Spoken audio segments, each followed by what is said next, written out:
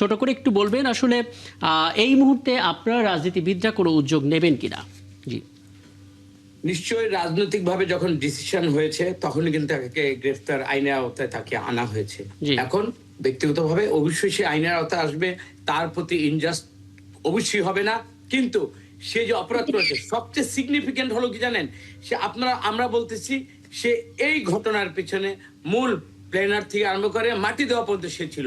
তার মানে এটা সবচেয়ে বড়, সে কোনো পার্টি এমন না যে সে জানে না। সুতরাং আমি মনে করি তার থেকে প্রথম হলো জাতি আগে জানতে চাই, আমি দেখতে চাই শহীদ প্রেসিডেন্ট একটা মানে দেশপ্রেমিক মানুষকে কেন হত্যা করতে হলো এবং এই হত্যার সাথে কোন দেশ বা কোন ব্যক্তিরা কারা বেনিফিশিয়ারি, এটা কিন্তু আমার জানার মানে অদম্য একটা আমার আগ্রহ আছে। আমি চাই এটা ডিসক্লোজ হোক, জাতি জানুক, তারপরে সে সেনাবাহিনীর লোক, তার উপর কি বিচার হবে, কোর্ট মার্শাল হবে না সাধারণ আইনে হবে সেটা পরের ব্যাপার, ওই ডিসকাশনে আমি যাব না।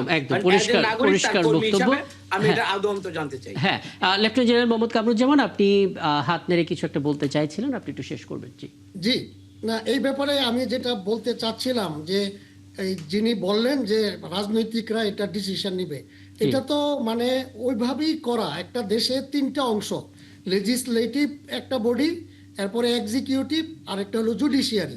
তো যারা রাজনৈতিকভাবে নির্বাচিত মেম্বার অফ পার্লামেন্ট, তারা ইচ্ছা করলে নতুন আইন বানাতে পারেন, আইনের আপনার রিফর্ম করতে পারেন, ওনাদের ক্ষমতা অসীম।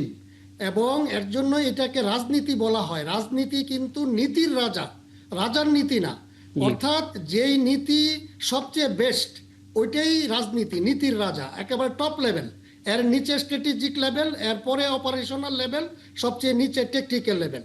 তো সেনাবাহিনী বিচার কি করবে না করবে এই আইন কিন্তু রাজনীতিবিদরাই বানিয়েছেন সংসদে। চাইলে এই আইনকে সংশোধন করতে পারেন, রিফর্ম করতে পারেন।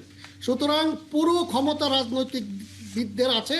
এবং আমি বিশ্বাস করি যে বর্তমান জাতীয়তাবাদী সরকার, গণতান্ত্রিক সরকার, বিপুল ভোটে নির্বাচিত সরকার, রাষ্ট্রপতি জিয়াউর রহমানের সুযোগ্য সন্তান আমাদের প্রধানমন্ত্রী।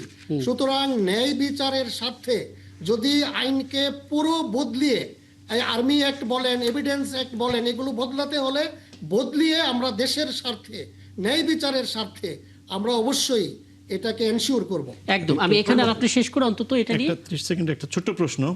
সেটা হচ্ছে যে আমরা তো শত শত আইন তৈরি করা হলো গত 53 বছরে, কিন্তু আমরা সেই 1952 সালে পাকিস্তানের সরকারের তৈরি করা যে আর্মি অ্যাক্ট, সেই অ্যাক্টে কেন এই কোর্ট মার্শাল অর্থাৎ বিচার প্রক্রিয়াটা চলে, এই ব্যাপারে আপনার কোনো ধারণা আছে কিনা? আমরা কেন টাকা আবিষ্কার করা তো দরকার নাই? আগে যাব, আমাদের যে প্যানাল কোড, যেই প্যানাল কোড দিয়ে পুরো জাতিকে বিচার করা হয় ব্রিটিশ আমলে, সেই প্যানাল কোড কিন্তু 1860, আমরা এটাকে বদলাই নাই। ওই প্যানাল কোডকে ইমপ্লিমেন্ট করার জন্য যে পুলিশ বাহিনী বানানো হয়েছে ওইটা হলো পুলিশ অ্যাক্ট 1861। এবং পুলিশ যাতে সুন্দর সাক্ষী আনতে পারে, এভিডেন্স অ্যাক্ট 1872। তো সব কিছু তো ভাই ব্রিটিশ আমলের, আমাদেরটা তো অ্যাটলিস্ট পাকিস্তান আমলের আর্মি অ্যাক্ট। এই সব কিছুর আপনার আমূল পরিবর্তন, রিফর্ম দরকার। একটা জিনিস হচ্ছে যে চাকা কিন্তু নতুন করে আবিষ্কার করার দরকার হয় না। এত গুরুত্বপূর্ণ একটা জিনিস, যেহেতু আমরা জানি সিভিল অ্যাডমিনিস্ট্রেশন, পলিটিক্যাল অ্যাডমিনিস্ট্রেশন চালায়, সব ঠিক আছে, কিন্তু আর্মি তো যেহেতু সুশৃঙ্খল বাহিনী, সেই জন্য এই প্রশ্নটি এসছে, অন্য কোনো কারণে না। বাট বাস্তব কথা হচ্ছে চাকা কিন্তু নতুন নতুন করে আবিষ্কার করার দরকার হয় না। সিআরপিসি যেমন আপডেট করতে হলে next 3 to 6 months is enough আমাদের যুগোপযোগী করা।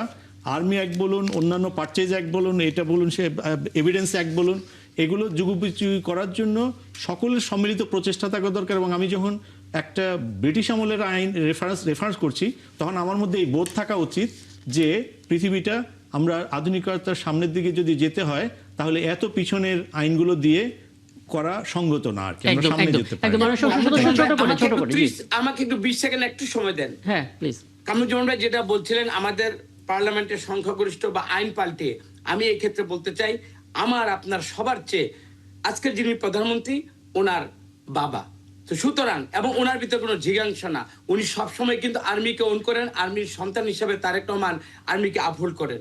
আমার মনে হয় কোন সংখ্যাগরিষ্ঠতার জোরে বা প্রধানমন্ত্রীদের জোরে তারেক রহমান কোনো বিচার চাচ্ছেন না, বাট একজন অপরাধীর সর্বোচ্চ শাস্তি আইনের মাধ্যমে, যেখানে সেটা মার্শাল ল কোড হোক, বাংলাদেশের প্রচলিত আইনে হোক। আমি এটি বলতে চাচ্ছি, তারেক রহমান এই দেশকে একটা ন্যায়ভিত্তিক রাষ্ট্র প্রতিষ্ঠার জন্য যা করা দরকার সেইটাই উনি করবেন, ওনার ক্ষমতার গুণে নয় বা সংখ্যাগরিষ্ঠতার কোনো গুণে। একদম একদম। আমি আপাতত এই ইস্যুতে এখানেই থামি। আমরা যেহেতু প্রধানমন্ত্রী নিয়ে কথা হচ্ছে, প্রধানমন্ত্রী একটা বক্তব্য শোনাতে চাই। তিনি বলেছেন যে আমাদের ভয়াবহ পরিস্থিতির মধ্য দিয়ে যেতে হচ্ছে, এখনকার যুদ্ধটা অনেক বড়। এখনকার বলতে উনি বোঝাচ্ছেন জুলাই পরবর্তী এই যে সময়টা আমরা পার করছি, এবং এই যুদ্ধে টিকে থাকতে গেলে আমাদের কি করতে হবে? ঐক্যবদ্ধ থাকতে হবে। মুশকিল হচ্ছে প্রধানমন্ত্রী যখন এমন বক্তব্য দিচ্ছেন, তখন আমরা জুলাই যোদ্ধাদের মধ্যে একটা অংশের শুনতে পারছি যে গণভোট নিয়ে সরকার প্রতারণা করছে। যদিও সরকারের দিক থেকে বারবার স্টেটমেন্ট আছে যে অক্ষরে অক্ষরে পালন করা হবে। আজকে আমরা যে দিনটা পার করে এলাম সেটা হচ্ছে জুলাই শহীদ দিবস, কারণ আবু সাইদ এই দিনে শহীদ হয়েছেন। এখন আবু সাইদ যখন শহীদ হন, তখন অনেকগুলো কমিটমেন্ট ছিল ইন্টারিম গভর্নমেন্টের আমলে, অনেকগুলো প্রকল্প হাতে নেওয়া হয়েছে যার একটিও বাস্তবায়ন হয়নি।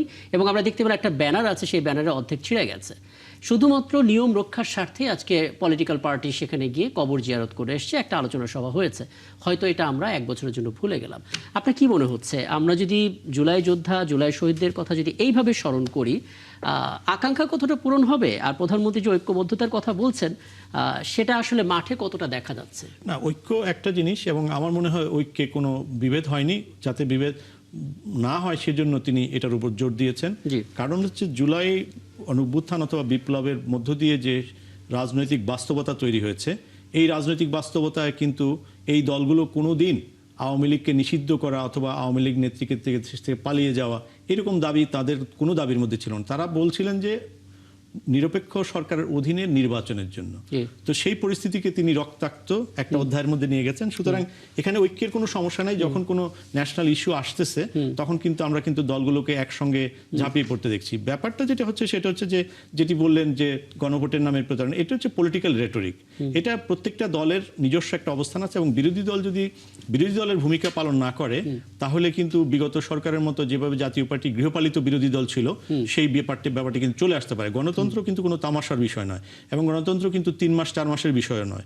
আমি মনে করি যে রাজনৈতিক বিতর্কগুলো যখন চলে, তখন আমাদের এত হতাশা হওয়ার কিছু নেই। আমাদের সামান্য কিছুতে অতিরিক্ত আনন্দিত হওয়ারও কিছু নাই। আমাদের যদি একটা রেজিলিয়েন্ট নেশন হই, বুঝি, কথা বলি, হাসি, আনন্দ, সবাইকে সাহায্য করি, আগায় নেই, বিতর্কের মধ্যে অংশ নেই। এই বিতর্ক পার্লামেন্টে আসুক বড় করে, আগামী সেশনটাই হোক শুধুমাত্র গণভোট এবং জুলাই নিয়ে, যেখানে প্রধানমন্ত্রী আপনি যেটা বলছেন সেটা এমন মানে বিশ্বাস করতে পারলে ব্যাপারটা খুব ভালো হতো। কিন্তু আপনি দেখেছেন বাংলাদেশের জনগণের অতীত অভিজ্ঞতা ভালো না, তারা কনফিডেন্স পাবে কোথায়? কোনো দেশেরই অতীত অভিজ্ঞতা ভালো না। আমি আপনাকে বলি, 250 বছরের গণতন্ত্রের পরে ডোনাল্ড ট্রাম্প হচ্ছে মার্কিন যুক্তরাষ্ট্রের প্রেসিডেন্ট, যেটা গত 80 বছর দ্বিতীয় বিশ্বযুদ্ধের পর যাতে আর নতুন কোনো বিশ্বযুদ্ধ না হয় সেই জন্য হিউম্যান রাইটস এবং ডেমোক্রেসির জন্য সে নিবেদিত ছিল। এবং আটলান্টিক ট্রিটি, যেটার মাধ্যমে দ্বিতীয় বিশ্বযুদ্ধ সারা পৃথিবী বেঁচে গেল। এখন তো হিটলারের নাতি শাসনে আমরা থাকতাম। তো আটলান্টিক ট্রিটির উদ্যোক্তা ছিল মার্কিন যুক্তরাষ্ট্র। আজকে সেই মার্কিন যুক্তরাষ্ট্র মানুষ কিন্তু সিভিলাইজেশনের যে থিওরিগুলো সেগুলো নিয়ে ফাইট করছে।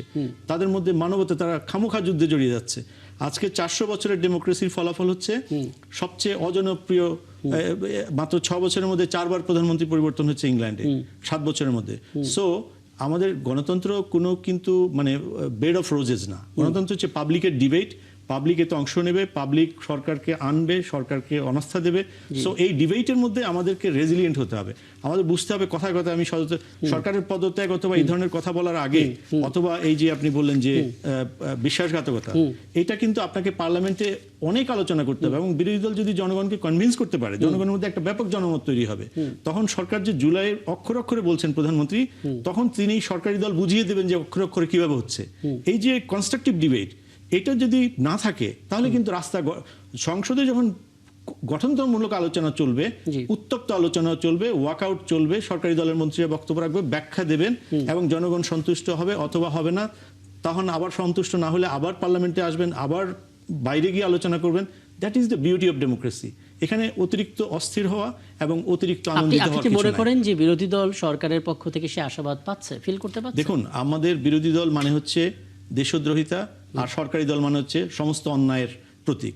এটা তো ডেমোক্রেটিক সিস্টেমে এই কথার কোনো মূল্য নাই। আচ্ছা, ডেমোক্রেটিক সিস্টেমে আপনি দেশের বিরোধী ষড়যন্ত্র এটা সেটা, একজন এমপি যে আছে, একজন এমপি তার বক্তব্যেরও অনেক মূল্য, এটা আমাদের বুঝতে হবে।